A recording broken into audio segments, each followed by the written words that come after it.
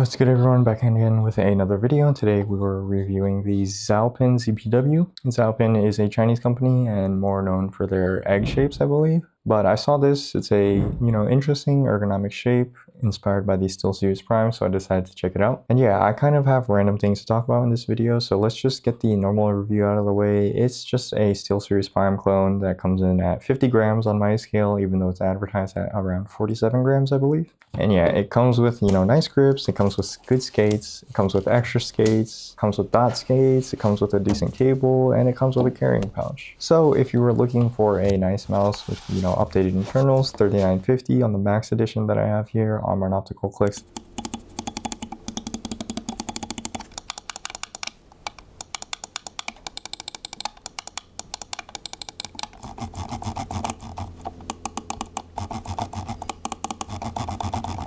A good coating, it looks pretty cool with the orange and white design that I have here. It's only around $80 if you find it on AliExpress. If that's what you're looking for, yeah, just buy this. I will say for the shape, the thumb curve is really bad on my larger hand.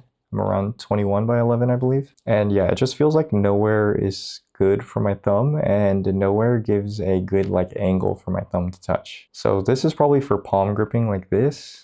But I don't do that, and I don't think most people do that. So yeah, this is probably going to feel better if you have a medium to smaller size hand and you want a lightweight ergo. So yeah, that's basically the whole review. It's good, the software works good, WebDriver checks all the boxes that a Chinese clone should nowadays in 2025. My rant is kind of more on ergo shapes in general and how they have stagnated really bad. So a lot of the talk on gaming mice nowadays is that they've kind of stagnated and we have hit peak mice. But the conversation never realizes that this is just specifically for symmetrical mice. Symmetrical mice have made a lot of advancements. We've gotten smaller, we've gotten back humps, we've gotten flatter sides. We got this extremely low click height that is really good for, finger precise movements. And we've gotten the weight down to like 40 grams here. This is obviously my example of the HitScan Hyperlight. And so much of that has not come to the ergonomic space at all. The shapes are not innovative. The shapes are all clones, including this here. Everyone is just making their own flavor of the EC2. The button height has not reduced whatsoever, even though this is an example of a shape that does it pretty well. Just not to the extent that symmetrical mice have. And we haven't really changed the hump because everything is derivative of the EC2 basically, whereas this is just derivative of the Steelseries Prime. And I'm kind of upset, and that's why I kind of mentioned that this mouse is a good mouse for what it is, but it just doesn't live up to my expectation. Although I can't admit that my expectation was, kind of unreasonable. I wanted an ergo with a lower button height, which this does, but like I said, because the clicks feel so weird on the front, I don't really do that. I kind of claw it up here, which then it just eliminates the low button height already in general. Like I said, the thumb curve is pretty terrible, so I would have liked to see them change the shape, but it's just a Chinese company making a clone, so why would they change the shape? And not to mention, when you do use the low button height in the front, you're kind of gripping up on the mouse all the way, which throws the hump into your palm, and that just eliminates any finger motions for precision, which is kind of ironic because that's why you're gripping up on the mouse in the first place. So yeah, to rant even more,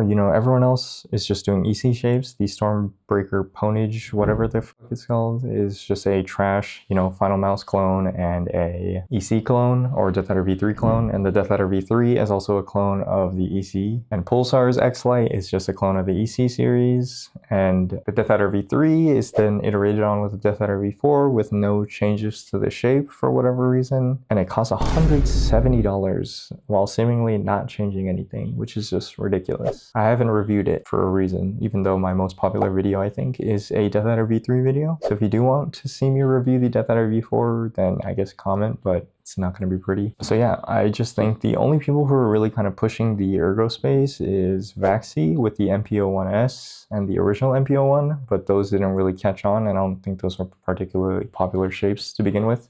I think they had the right idea, but they weren't that good in my opinion. The MP01S being a bit too small and the MP01 being a bit too bulky, and now they have the MP01S Ergo. But I just don't think it's for me. Like I said, another thing that the ergonomic space is missing is the reduction in weight. So this is a 40-gram mouse, which is very cool and bleeding edge, but that just doesn't exist on ergo mice at all. This is a 50-gram ergo mouse, and it's probably one of the lightest ergo mice out there. And the ergo, I do believe, have pretty low button height. They try to be as symmetrical as possible in the good ways, but ergonomic also in the good ways, which I think we need more of, you know? Let's iterate on ergo shapes. I don't think the EC is the endgame shape, even though I am an EC fanboy. I don't think the Death Adder V3, Death Adder V4 Pro is the endgame ergo shape. I think you can get a lot of the benefits of a low button height, maneuverable symmetrical mouse while still having the stability of the sloping shape on an ergo mouse. So yeah, there's my rant on why ergo mice are boring as hell.